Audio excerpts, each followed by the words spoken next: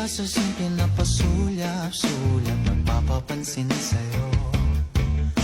Umabot sa palitan ng mga mensahe, kilig na kilig ako. Kumusta, kain na